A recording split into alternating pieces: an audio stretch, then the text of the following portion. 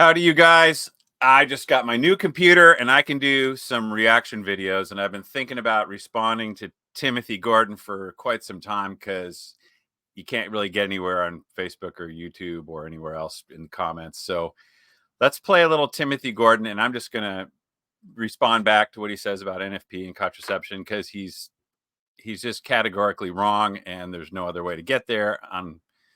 Like I said. So anyway, here, let me push play here and see what we can come up with. Here we go.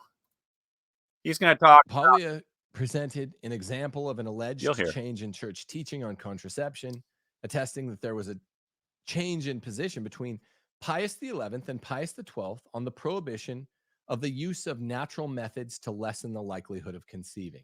Okay, so what he's basically saying is Archbishop Paglia is going, we can go ahead and say yes to contraception because there's been a change from Pius XI to Pius XII regarding NFP. And Paglia is exactly right. That's why they're going to, assumingly, they're going to try to get contraception through, is because if NFP is okay and that's a change from 11 to 12, then we can allow contraception. And that's what Timothy Gordon can't handle, can't get there. Here, let's keep listening. By the way, there's little doggies down here making noise. We'll see. Now, this is important. Okay, so a lot of this is just Pope Francis is going to do some new revolution. You guys won't follow him.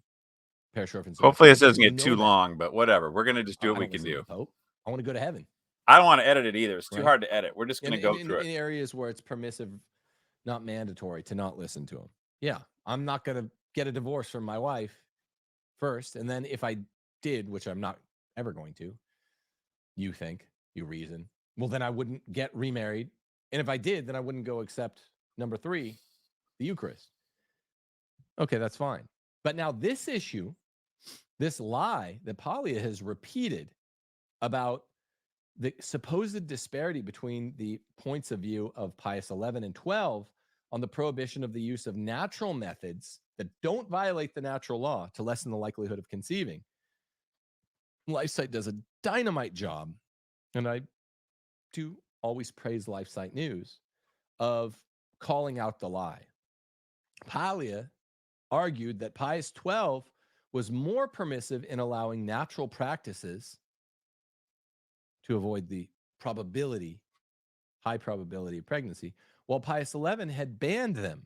Exactly right. That's totally right. Pius XI, Casti Connubii, many times said you cannot touch fertility, and no reason, however grave, will give us the permission to touch fertility. That's it. And then Pius XII said for grave cause. So it was a change. It's clear as day, but if you're an NFP ideologue, you'll bend over backwards, and that's what Tim Gordon is. So let's keep going. Saying that the alleged change demonstrated the understanding of contraception had deepened. He said this. I remember when he said this. I think he said it in 22. This is a lie. The church has never, ever, ever, ever, ever in any of its pontiffs claimed that artificial contraception as a genus includes the species of those acts which involve the use of natural methods lessening the likelihood of conceiving. You cannot violate the natural law. This is just basic action theory.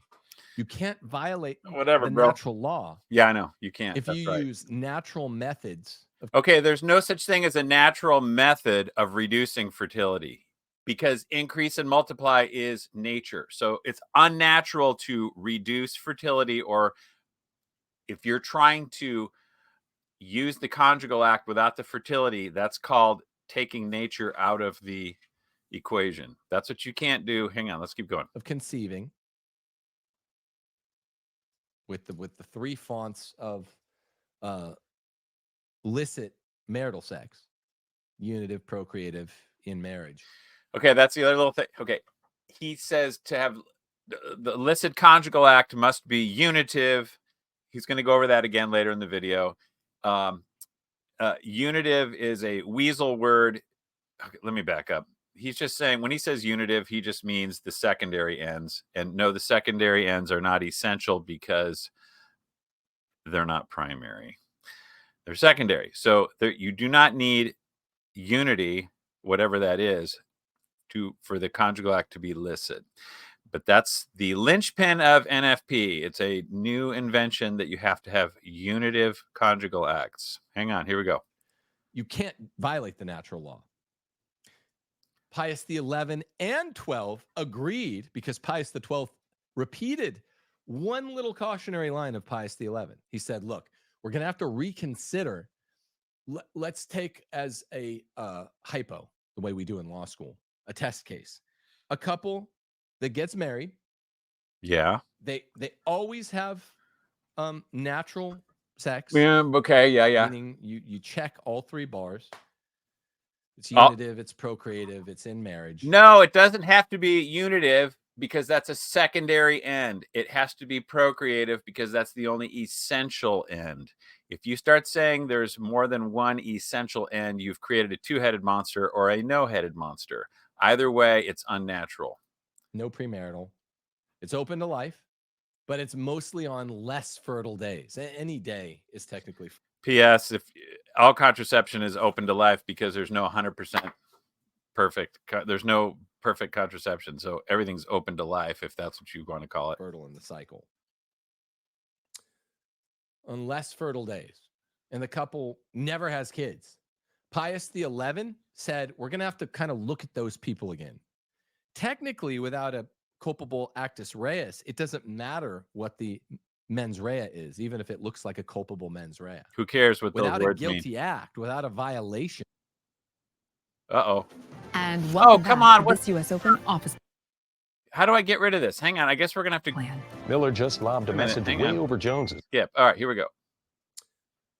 On less fertile days, and the couple never has kids. Pius XI said, we're going to have to kind of look at those people again. Technically, without a culpable actus reus, it doesn't matter what the mens rea is, even if it looks like a culpable mens rea. Without a guilty act, without a violation, you can't have a sin just by having an otherwise culpable mens rea. So Pius XI never expressed a categorical concern over this, even though he said there's got to be something disordered or sinful in the attitudes of this couple. But moral theology is not actually equipped to categorize what that couple, what kind of fault they would be engaged in. This is a technical action theory problem. Come on, dude. Okay. And Pius XII repeated those words by Pius XI. But one thing that neither Pius XI or Pius XII ever would say or could say is that kind of what a lot of you guys call this NFP. It doesn't actually, it's a term that doesn't have a meaning. Okay, NFP has a meaning. NFP is slang. NFP is not in the church teaching or anything like that. It's just a word that means pursuing the secondary ends without the primary. It just means, you know what it means. Trying to avoid the primary purpose. That's what it means. That's all it is. It's organic contraception. It's organic family planning. Here we go. But NFP does not violate the natural law. That's the huge law. Oh, okay.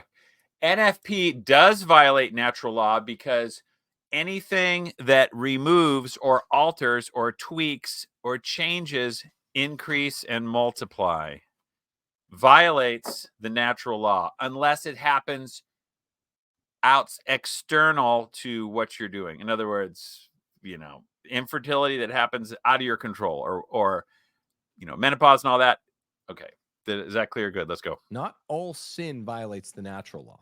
Some sin violates the supernatural law without violating the natural law. Natural law is it's basically a question of knowability. Would this have been knowable to Homer, Hesiod, Aristotle, Plato before Jesus came and laid down the natural law, the supernatural law, the new covenant? I mean, then there's more complexities involved by the overlap of natural and supernatural law, but it's you have to understand it deeply, and almost no Catholics do. And that's not really what I'm trying to do. All I'm saying is literally lied, or at least just defamed himself through vile error How by so? saying that there was any daylight between Pius 11 and Pius 12 on what you call NFP. He is exactly right, Paglia. There's massive daylight. It's 180 degrees. Newsflash. Pius the 11th, Casti Canubi, 0 NFP allowed because no reason, however grave. Okay. Pius the 12th said, yes, there can be, if you have a grave reason, you can do the NFP. That's the big difference. Now, by the way, the reason why Humanae Vitae, why the Pius or Paul VI had the what do you call it, the Birth Control Commission in 1963 is because they're like, if we can allow all this quote NFP, why can't we allow AFP? So 90% of them said allow the artificial contraception, but Paul VI obviously couldn't do that. So, but he's waffling. I mean, you got no firm ground to stand on. If you allow NFP, you have to allow artificial contraception because there's no intellectual ground to stand on. Like I said, that's why they're pushing that. Susie Q, you'll just have to wait. I will keep scratching. Just lie down a little bit, okay? All right, hang on. Let's keep going. Nor could there be, right? He said, the alleged change demonstrated the understanding of contraception to deepen. One, that might be the attitude might be sinful. It might even be mortally sinful. Doesn't matter what your attitude is. That always uses NFP, never to have any kids. So there might be a mortal sin, but it would be a mental mortal sin. It would not be in the act itself. No, because just like abortion isn't a mental mortal sin because you're killing a baby, neither is contraception a mental mortal sin because it's an act of, it's equivalent to murder. It doesn't matter what method you use.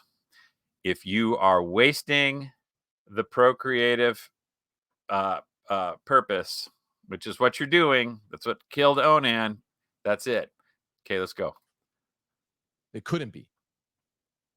The act itself, by definition, does not violate the natural law. So, okay, it's a natural act, except you're removing the natural destiny. So you are taking the primary natural purpose and getting rid of it. That's what you're doing.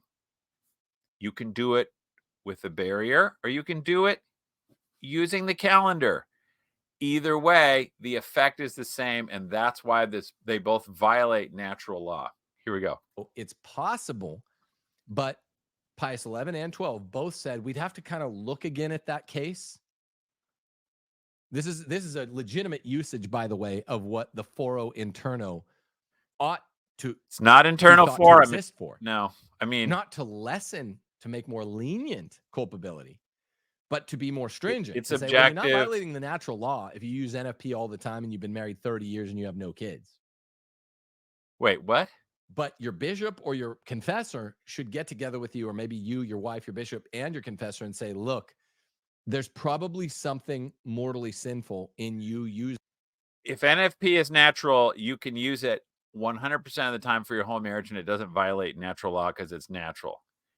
It would violate justice, but there's no duty to procreate. It's just nature. So there's no way to violate justice. So that's why it violates nature. There's no other way around it. Hang on. Using this otherwise licit act all the time. It's there. You're following the rules, but you're not following the rules in such a way that reflects a well-ordered conscience. And there are other instances where you can do this. But there is not a category where this is wrong. It doesn't violate the natural law. It does. It does. You keep saying that. Taught that. No. You are operating against nature when you reverse the hierarchy of ends. It's that simple. Hang on. I made you look silly. Let me push pause. There. That's better. So I try not to make people look dumb in the videos. When you start saying the unitive purpose of the conjugal act is essential, you eliminate the hierarchy of ends. There's no more primary and secondary. It's just one. It's like you said, you have two primary or no primary purposes. Either way, it's unnatural. You have a two-headed monster or a headless monster. Either way is wrong. Here we go. Development whatsoever. And even if there's a sin there, a mental sin that is mortal, that 11 and 12 are concerned about, it's not called contraception. Lessening the probability of conception by the timing method is not contraception. It's not artificial contraception. Okay. If you're lessening the probability of using the timing method, you're contra something, and it's not contra whatever. It's contra baby. That's what contra conception. That's all it is. I use the analogy: you can miss the bus, or you can shoot out the tires of the bus. Either way, you're not going to school. Hang on. Here we go. Let's go. This is like calling having a hysterectomy for a cancerous uterus when a baby's inside a direct abortion. It's not. It's not. It's technically illicit. Right. He's making good. He's okay. Yes. You're not trying to have an abortion, but it's indirect. But when you are using NFP, you are trying to not get pregnant, and that's why you're doing it. So the direct reason for, they call it, family planning. You're trying to not have the family. That's your primary purpose in NFP. Okay. And it's at most an indirect abortion. Just take it from this action theorist. Yeah, I don't recommend doing that. Sacrifice yourself, like St. John Amola, if you can, but it's not mandatory. So these moral teachings, in my opinion, says Paglia, require continued reflection. He's analogizing using artificial contraception, never, in no cases can you do it, to something that you can always do, lessen the chance of conception. You can never lessen the chance. Casti Canubi 8. Nobody's allowed to touch the primary purpose. You cannot circumscribe it in any way. You cannot mess with fertility. You can't change nature. If you're going to get married, you're going to have 17 kids or whatever. You don't get to change that. Here we go. Through the timing method by following all the rules, just by selective timing. All right. There are no rules to the timing method. It's all illegal. By the way, this whole all of Humanae Vitae is based on one little speech by Pius XII to midwives in 1951, when he said, for grave reasons, you can use NFP. All of Humanae Vitae is based on that. But they could see that Pius XII obviously was contradicting himself, because he says procreation is primary except when it's not. So what do you do with that? You eliminate the hierarchy of ends by saying procreation and quote unquote unity is inseparable. Now you have that two-headed monster, or the no-headed monster I mentioned. Here we go. He's implying that there is some development between Pope Pius XI and Pope Pius XII, which is false. No, there is a development. Development is just a change. That would be a more organic development. No, it's hypothetical. It's anyway, a total change. Anytime you want to talk about it, Timothy, why don't you unblock me on Twitter? How about that? But it's nothing like a malum in se, which violates the natural law. Contraception does. And it's never, ever, ever licit. In fact, yeah, artificial contraception is never licit because it overturns the hierarchy of ends. NFP is never licit because it overturns the hierarchy of ends. That's it. He goes on. It's not just a matter of, as you say, resolving some issues. The issue is to understand more passionately, more clearly, more strongly the behavior in respect to the inspiration of Scripture, tradition, and also the magisterium. Here's Life Site News really tersely and satisfyingly rebutting his bald-faced error, Paulius. We'll call it an error rather than a lie, but I'm assuming in this case he's actually lying. As Life Site News has previously presented, the Catholic prohibition on artificial contraception has remained constant. Nor did Pius XI ban the use of natural methods, as Pius XI banned the use of natural methods. Yes, he did. I think it's right there, and it's either 53 or 54. I think anyway, Yes, he did ban the use of natural methods. Paulia attested. He never did. I've looked into this countless times. All right, I'm going to push pause and find it. Hang on. One of those issues. Hang on. I'm going to push pause. Okay, so Cassidy Kanubi 54. Anybody who exercises the conjugal act deliberately frustrating its natural power and purpose sin against nature. Okay, so the purpose of the conjugal act is babies. Timothy Gordon is Tim Winter. That's funny. Timothy Gordon is saying that the purpose is unity. Okay, so hey, dude, if the purpose is unity, then anything goes. And whatever keeps you unified, that's why we have homo marriage, and that's why we have what is a woman? No one knows, because women don't have to have kids. We're violating natural law with NFP, so everyone else says, let's all violate natural law together. All right, let's go back. Oh, shoot. Did I just mess it up? Hang on. Let's see something.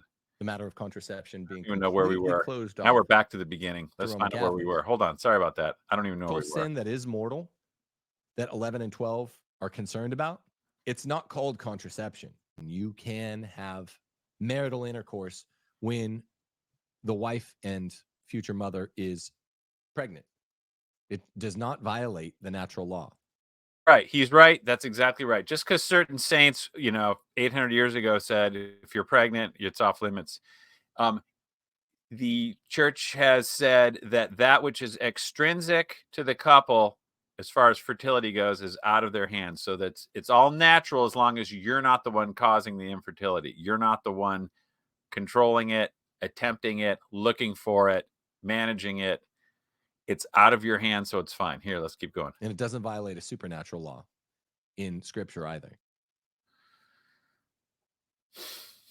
Or on account of natural reasons, either of time. So timing, if you natural, oh God, it's driving me freaking nuts. Natural reasons of time. That means like menopause. That's all it means. That doesn't mean you can use timing, because the 1944 Roman Rota said the obvious. That which is extrinsic to the couple that causes infertility is licit. And the timing the cycle would be an intrinsic decision. You do it yourself. So like I use that analogy, you want to go fishing and catch fish, but you just put your boat out there when the tide is a mile out. So you're sitting there on the wet rocks, casting your bait out on this dirt. Okay. I'm fishing. I'm catching fish. No, you're not, because you're obviously trying to not catch fish. You're trying to do something else, whatever that is. Anyway, let's go. Look at a woman's cycle. Selective timing of licit relations straightforwardly does not bring the likelihood of conception to zero. I know. It doesn't matter if it brings it to zero, because contraception doesn't bring it to zero. What matters is if you do anything to affect the fertile outcome. Casti Kanubi 8. No one can circumscribe fertility. Hang on. Here we go. It's 0% if a man and his wife engage in marital relations, in month 2 of pregnancy. There is 0% chance of pregnancy, of additional pregnancy. That's the only one that's zero. Anytime on the cycle when a woman's not pregnant, if both of their reproductive systems are well ordered, anytime when you're like, oh, today's an infertile day, it's actually not. It's a less fertile day. Yeah. There's no timing. Okay. Obviously, the church doesn't say you got to maximize your kids or you have to time things or any of that stuff. Whatever happens, happens. You just can't time things to impede conception. You can't, because you are pursuing the secondary ends. But Timothy, if you keep saying that unity is essential, then there ain't no secondary ends. By the way, Timothy told me that once on Twitter. He says there's no such thing as secondary ends. I don't think he knew what he was talking about. He got confused or something. Let's keep going. You can go through and track the cycle, and it's, it's an infertile day. That means it's like 2 or 3%, 4% possibility. You can always have cycle reversal, and that could technically be a fertile day. It just has never been precedented as one, even with a super regular female cycle. But that's not cope, because even when a woman is 100% not presently able to have a baby because she's already having another baby, all of the popes following the 17th century theologians have clarified this is allowable. And Pius XI and Pius XII completely agree. There's not even a little bit of disagreement between them. I know. Pius XII quotes Pius XI. That's how wrong Paglia is. So no. Paglia is right. The 1963 Birth Control Commission is right. There was a difference from Pius XI to Pius XII regarding this timing method. They call it using the agenesic timing, whatever. That is a change, and that's why they're going to approve contraception.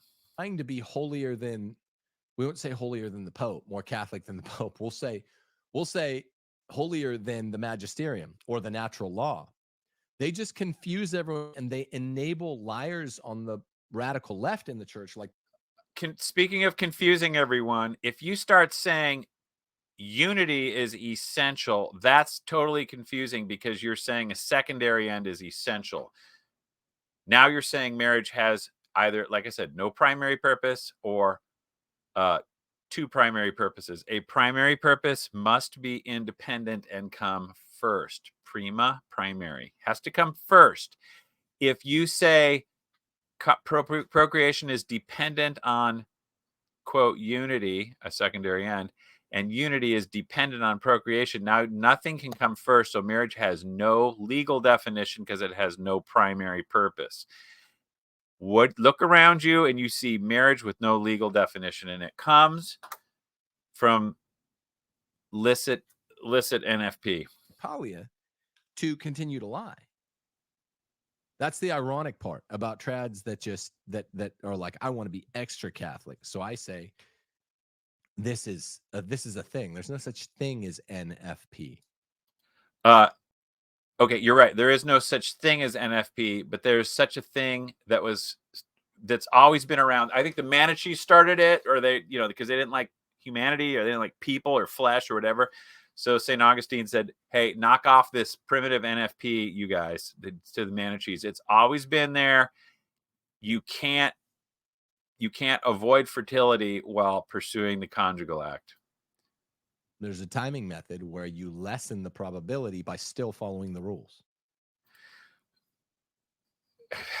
Whatever. There are no rules, because it's violating nature, because you're overturning the hierarchy of ends, which is illicit. There's like rules to using contraception. No, there's not. And Pius XI and 12 agree about it. No, they don't. Pius XII, 1951, address to midwives, affirmed casti connubii. No, he did. Okay, fine. Yes. Pius XII was talking out of both sides of his mouth. He was a walking contradiction. Like I said, bottom line, Pius XII says procreation is primary, except when procreation is not primary. That's it. It's like a head split. And Humanae Vitae came to clean up the mess and said, guess what? We're not going to talk about procreation primary anymore. We're just going to create a new essence of marriage, and we're going to call it essential unity and essential procreation. Who wants more love? Raise your hand. Love wins, dog. That's where it came from. From the previous pontificate. He cites it and also outlined the lyceity. That means you're allowed to, of the use of the matrimonial rite. This means he created it out of thin air because of major political pressure. Ask Margaret Sanger, what's the primary purpose of marriage? It's not procreation. That's where she got it. And then the Anglicans in 1930, there's a lot of love in the air. They said, oh, shoot. Hey, hang on. I'm going to push pause. Hang on a second. Okay, so that was my son who called. Sorry, we had to talk for a half hour. Let me see if I can figure out where we are. Let's just keep going. Here we go. Having relations with your spouse, even during the days of natural sterility. This includes pregnancy. This is the teaching of the popes, consistent with the natural. Yes. Natural sterility. NFP is not natural sterility. NFP is man-made sterility because you are timing things unnaturally. If you put two people together, you're going to have 17 kids when it's all over. If you let them time it unnaturally, you will have an unnatural result, which is 4 or 5 kids, something like that. Natural law, which precedes even Jesus's incarnation. It does not violate the natural law to have relations as long as it's within the context of marriage, unitive and procreative. You can look those up later. There he goes. You can look those up later. You're never going to look them up, Tim. You can't talk about it because you don't know what the legal definition of the essential unitive purpose is, because it's not essential, yo. It's secondary. Therefore, it's not required. It's not part of it. It flows from, like Scott Hahn says, life-giving love. No, it's procreation. It's backwards. It's love-giving life. Wait, I messed that up. Let me just back up a second. The secondary ends flow from the primary, which is procreation. Scott Hahn is saying procreation flows from the secondary ends. That's what's going on here. I don't like going here. Yeah, you don't like going there. You should go there. I think that's when you blocked me, is when I started to go there. By the way, Mr. We Go There, a.k.a. Petra Coffin, doesn't go there either. Won't go there. Can't do it. If you start saying, if NFP is the sacred cow, it's what it is. Okay, here we go. However, Pius XII presented the warning shared by Pius XI. I thought he quoted it, condemning the abuse of the perversion of the act itself, dense quote, namely contraception, along with the strongly warning against spouses who are limiting the conjugal act exclusively to those naturally sterile periods. Pius XI didn't talk about that. Pius XII did, limiting to natural sterile periods, because everything was off limits for Pius XI. But go ahead, here we go.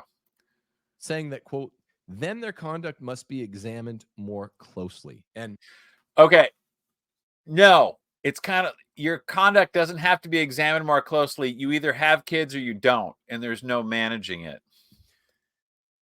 Neither Pius XI nor XII were action theorists, but when they say examining their conscience more, their conduct more closely, what they really mean are their mental acts. So there are mental acts and there are acts. Oh yeah, that's situation ethics. It doesn't. The baby doesn't care what your mental acts are when the abortion is happening. And it doesn't matter what's mentally going on when you're using contraception or NFP. Mental acts, as you know, can be mortally sinful. Fine. So there is a possibility of something besides a mortal sin of contraception. If that hypothetical couple that used contraception and never had kids, there is, I would be willing to wager, in keeping with Pius XII's words here, a mortal sin, a mental mortal sin, an attitude that has hardened into actual grave matter. It's a very, very safe bet, but it's different from contraception. Contraception is a physical act which requires an actus reus and a culpable mens rea. I wish he would just talk normal. I could look that up. Maybe I'll push pause and look it up. Hang on a second. Okay, I decided who cares. It's too boring. But it basically, the morality hinges on what you're thinking, and it doesn't because the marital act is physical, and so it needs to be natural. That means the natural destiny must be pursued or allowed, not tweaked. Mental acts have, it gets complex. Mental acts have an actus reus that is still mental, and their intent to do it is the culpable mens rea, which is also mental. The point is that the real point is here. I hope I clarified some of that because this is really, really, really clear stuff.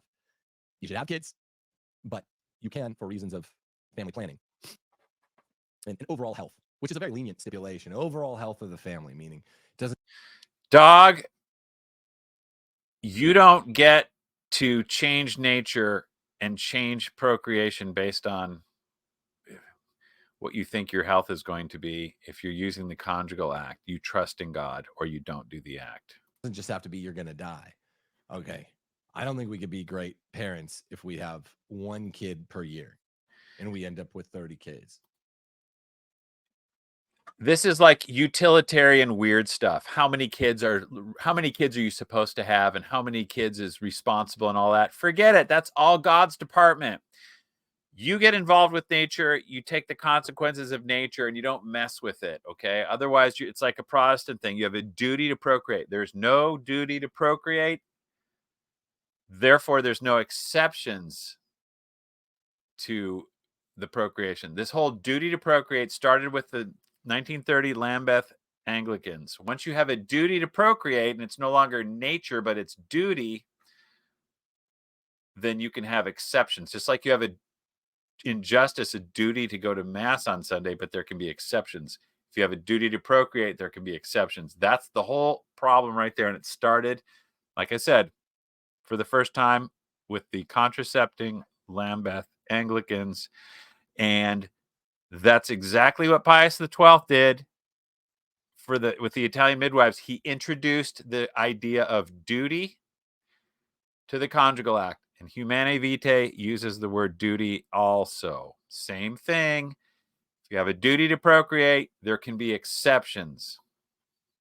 You know, some people can do that. A lot of people should consider, should we start with 30 kids? I mean, every Catholic couple should start. Few people can. So you're allowed to plan your family by staying within the rules. I'm not trying to trigger the spurgs here. You got to follow the rules of the natural Not trying to trigger the spurgs. I have no idea what that is. law and the supernatural commentaries of Pius 11 and 12, because they've taught about it most specifically. But within those guidelines, there is a swath of prudential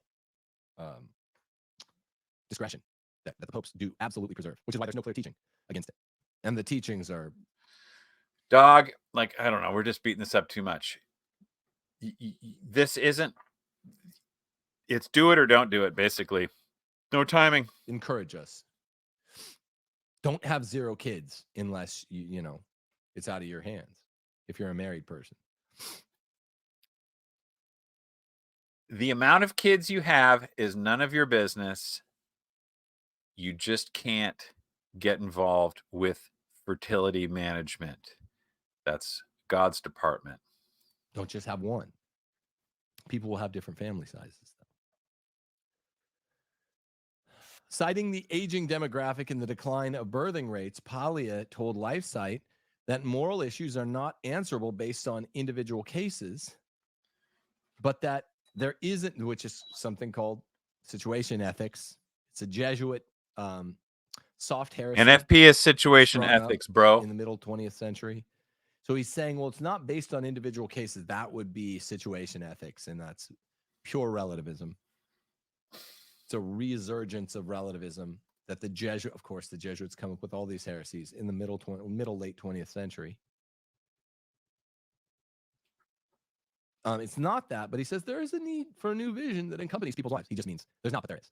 You can do situation ethics. That's what he's saying. Okay. He talks like Francis. All of Francis. And like I said, NFP is simply situation ethics. Therefore, if you can apply it to your hard case, you know, your grave situation, then if you can do your grave situation, then you can do, hang on a second. Yeah. Then you can use NFP. Well, if you can do your grave situation, you can use artificial contraception. It's the same dang thing. His lieutenants talk like Francis. Paulius' comments to LifeSite echo his previous statements on the topic of contraception in light of the outrage by numerous Catholics about the theological ethics of life, along with those about the PAV itself. In defending the book against criticism from Concerned Catholic Online, PAV wrote in 2022 that theology requires progress as part of a natural process. Wow. Process theology being applied to anything is evil. Being applied to the natural law is the most evil. And it's really I agree. Natural law, don't mess with it. So now that's what NFP is. You're just taking, quote, human progress. It's just politics. That's all it is. It's pressure put on by Margaret Sanger to make. She says love is the primary purpose, and that's all NFP is saying. And there you go. Hang on. what Francis was put there for in the pontificate by his stakeholders, the gall and stake. Apply process theology to moral theology. It will, if they can succeed, destroy the church. That's what he's there for, I believe. I sincerely believe this. If I'm wrong, I'm wrong. I don't see how I could be wrong with all I know. Be careful. What is dissent today can change, the PAV wrote. This is process theology. Be careful. What is dissent today can change. This is Francis's guy, one of his main lieutenants. I think we're Do done. what he's doing. If he wasn't, he'd have been fired like Cardinal Ladaria, the outgoing CDF, who disputed Francis on. I think we're done before here. him, Cardinal Mueller, the guy that previously held the CDF prefecture. He got removed for a few reasons. Hang on. We'll keep going. Maybe there's something Francis else. will take you out. Francis will take you out if he doesn't like what you're doing. However, the Catholic Church's prohibition on artificial contraception is not an aspect of subject to future modification. JP2 declared in 1988 that such teaching on the topic, quote, belongs to the permanent patrimony of the Church's moral doctrine. We didn't need JP2 to say this in 1988. It was set before that. Some 5 years before that, JP2 had noted how any attempts to justify contraception were impossible and illicit. I don't even read it. It's not that interesting. We all know artificial contraception is categorically illicit. It's categorically illicit because it takes away procreation. NFP is categorically illicit because it takes away just as much procreation. However, the PAV is no stranger to controversy regarding the Catholic Church's moral teaching.